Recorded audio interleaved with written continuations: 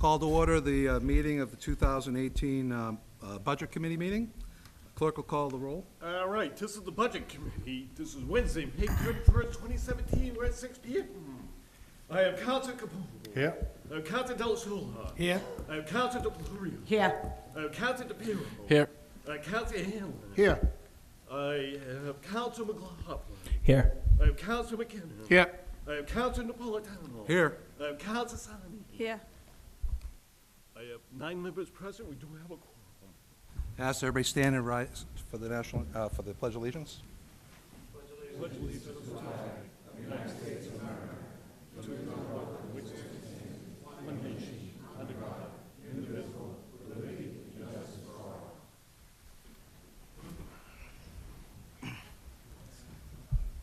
Thank you. This first session of the budget hearings will be regarding the school department budget.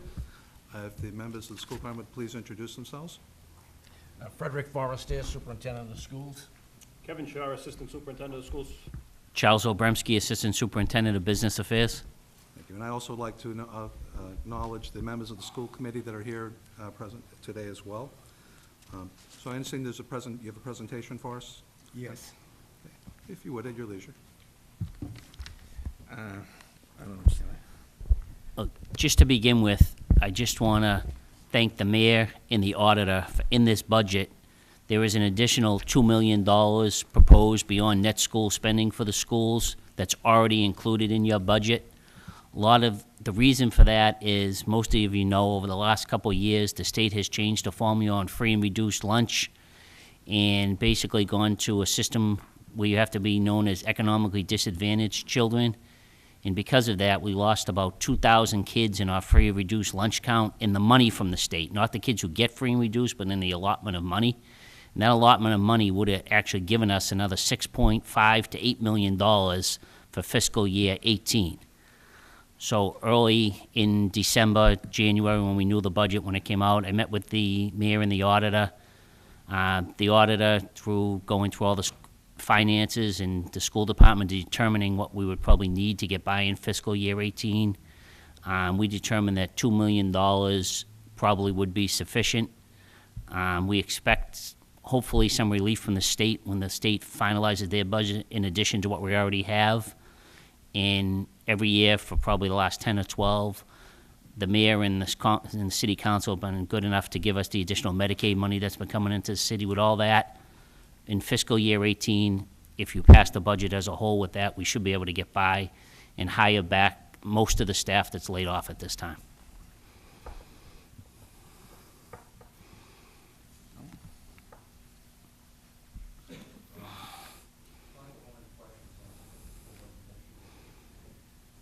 Yeah, we're all set. We're ready for questions. Thank you, Mr. Chairman.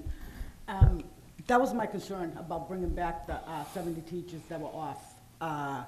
Now, seeing this budget and knowing prior budgets, I know this budget's approximately $120,000 less than you had 2 years ago. Is that correct? That's and correct. that includes the $2 million that we gave you? That's correct, even Okay. with the $2 million. Even with the $2 million. So going through this budget and seeing that the cost of living has gone up so much in the last 2 years, there's nothing here to really question, other than that was, like I said, my concern is to bring back the teachers. A lot of stuff hasn't gone up, a lot of stuff has gone down. Other than the salaries of negotiations, obviously with the unions, I don't see anything wrong with this budget.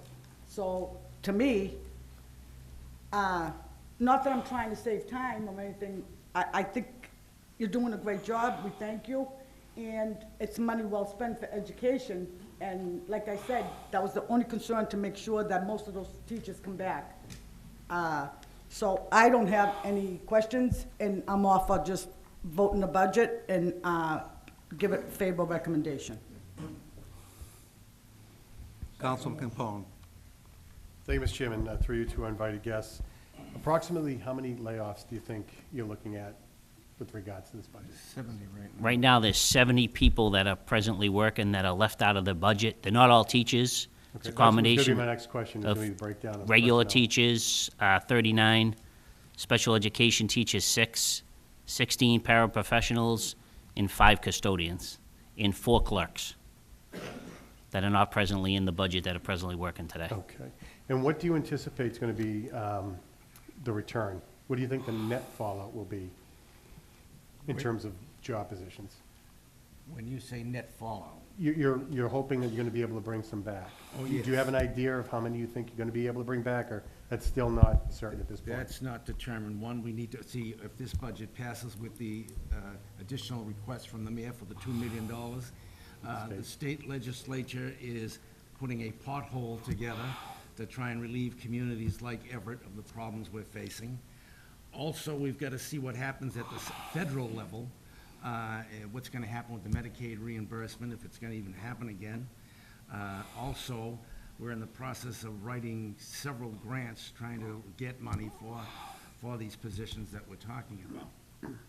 Okay, so you're pursuing all avenues. You're going to, I'm sure you collectively will do everything you can to bring as many people back, hopefully all of them.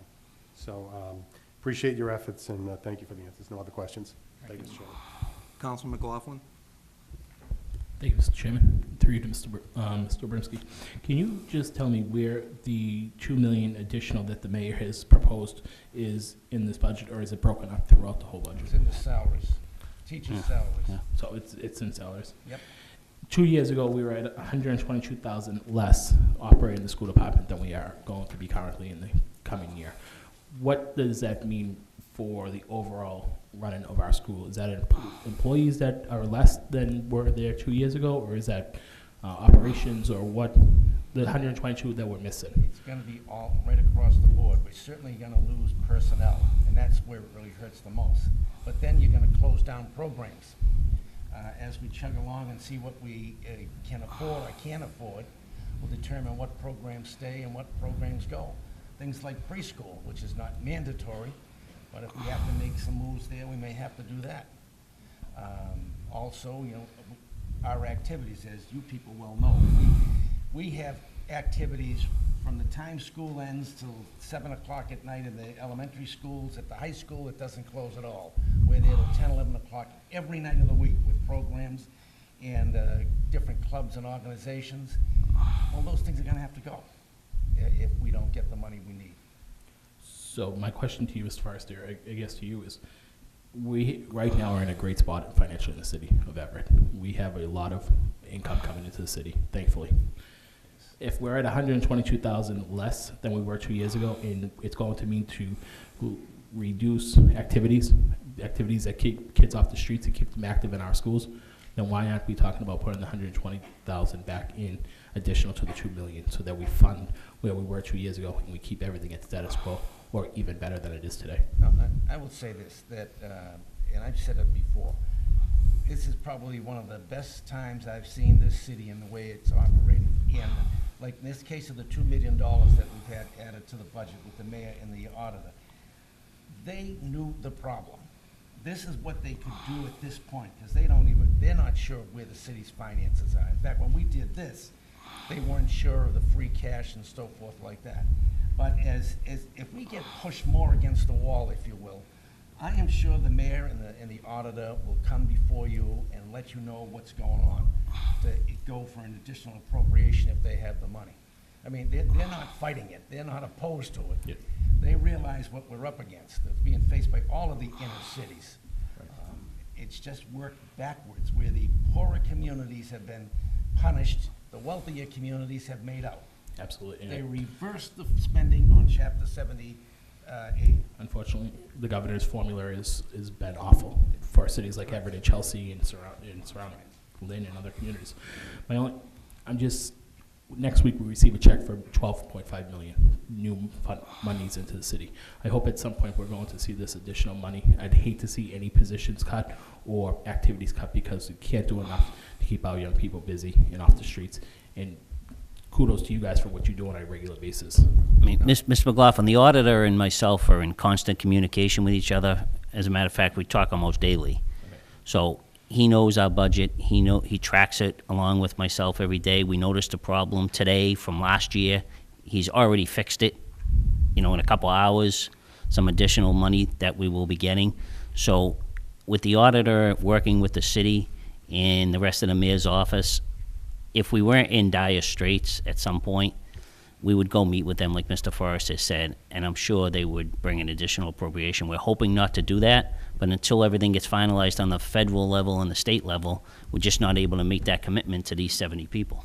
Sure. Nope, and I understand that, and I'm sure you guys are planning on making almost all of them at some point back to the schools. And I just wanted to know why the 120,000, what we could do to try to help out that gap and close it as closely as we could to bring it back to where it was 2 years ago if we were under that gap.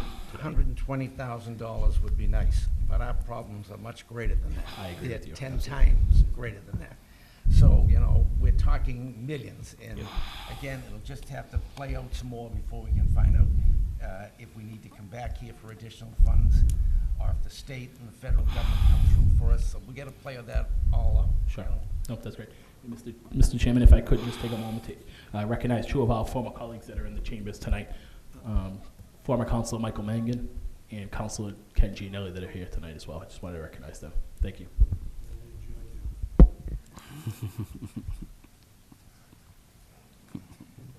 Announce his name.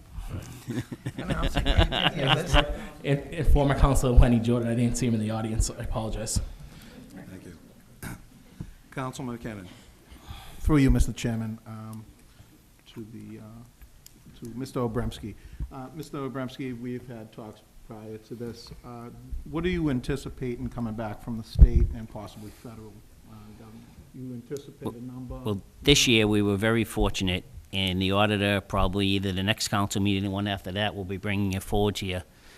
Last year, we received about $850,000 in Medicaid money in fiscal 17 and fiscal 18. It's up to about $1.7 million. So we've almost doubled that for this year. And in the state level, we expect pretty close to $1 million, maybe when the state, but you still can't count on it Sure. until everything is finalized. We expect close to $1 million when the That- state Don't be finalizes. misled by that Medicaid. Yeah. That Medicaid money will come before you, before the month is out, and that appropriation will pay for the people we were able to bring back. We brought Yeah, people this year. back in anticipation of that money. Yeah. And that, again, once we know what the federal government's doing, that'll help us also in terms of our repo. But that 1.7 billion you're gonna hear about is already spent for this fiscal year we're in now. Sure. So, when can we anticipate those numbers coming before us? That would be in June? The auditor has it. I don't want to speak for the auditor, but I'm sure that either the first meeting in June or the second meeting in June, the auditor will be bringing that forward to you. Okay. And then we should have those numbers, they should be finalized numbers from the state and federal? No, that'll just be from the federal government, and it'll be for this fiscal 17 budget that we're in. It's not affecting what we're talking about, what takes place July 1. yeah. Okay. That's all money that's spent before June 30th. That's already money spent? Yeah. That's, you got it. All right, thank you very much. Councilman Hanlon. Thank you, Mr. Chairman. Mr. Chairman, I have no questions, but I did an exhaustive study of this. I've got like 35 questions that were already answered by school department personnel. And there's one I forgot, and I have to ask it now. It's something that we ask every single department head that comes up. And the question is, are you returning any money to the city at the end of the year? No. Not a cent. Thank you very much. That's my question. Good question. Thank you, Councilman. Councilman Del Sol. Good evening, gentlemen. Council McLaughlin kind of helped me out on one of the questions I was going to ask, but what is the reasoning of the budget now compared to 2 years ago of the 120,000? Was it something we did different? It was some person that formulated the budget for 17. And they changed the formula in the way that they figure reimbursement to communities. They thought, in using Everett as an example, because I went over and I sat with the gentleman at the State House that crafted the budget, and he finally admitted that, yeah, communities had to get hurt because they were gonna move money around. And he says, so what? That's because he's never gone without anything in his life, I'm sure. But that was his answer why, like, we got hurt. So you're one of those communities got hurt, so what? someone had to pay. But the irony of the thing is, the gateway cities, cities that are struggling the most, got hurt the most. The wealthy communities got an increase in their Chapter 78, in their reimbursements. And so it just didn't square. Now, they wouldn't listen to us. We fought all year. Now, this year here, they realize there is a problem. They can't correct it, that's why the state is gonna give us an additional $1 million, as it looks right now, they're trying to do. And then they're trying to fix this formula for next year. But it was just a determination by some of those finance people that they were gonna readjust this formula. That's what happened. So we lost millions. Unfortunately, we were in the mix. We were in the mix, Councilman that's McLaughlin right. said the surrounding cities, Chelsea, Revere, and All of the inner cities, the Everett, Malden, Chelsea, Revere. Brockton. Brockton, all of those communities got hurt. And other communities did well, the wealthier communities. all right, thank you for the explanation. If I could, from the chair, I do have a question for you, Mrs. Barstow. How has the charter schools here in the city affected the funding that we're receiving here in Everett? Our charter, we're about $10 million. We're paying a charter school. Yeah, we're about $10 million. It went up about $2 million from last year. $2.1 million more we're paying to it. It's charter school tuition assessment. We have about 704 youngsters in charter schools.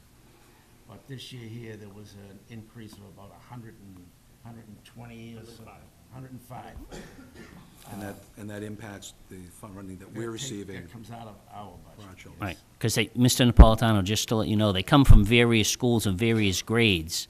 So even then, maybe 104 leaving, you're not cutting back any teachers, because there might be one in the third grade at the Lafayette, one in the fourth grade at the Cavarian. They're all grades, all levels, so you're not really losing any teachers. But you lose the funding. Well, I can speak for myself, if you're coming up short, please come back. I think it's very important that we're investing. Some people look at the budget and they see the salaries and see the other costs, but that money's investing in our youth, and that's what you're actually doing. You're investing in the success of our youth. The track history is there, and it's proven. Again, in my own personal opinion, whatever we can do. And thank you. Thank you. Councilman Hanlon. Mr. Chairman, at this time, I would like to second the motion of Councilor DeFlorio to accept the budget, the school department budget as presented to us this evening. All right, so if we excuse with the customary thanks.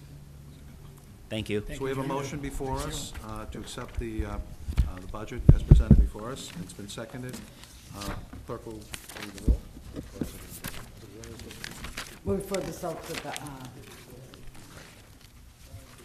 One moment.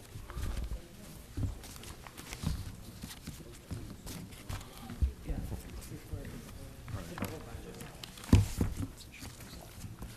All right, so I'm informed that it does not need to be a roll call vote. All in favor? Aye. Opposed? The ayes have it. Make a motion, we adjourn. The motion to adjourn, seconded. All in favor?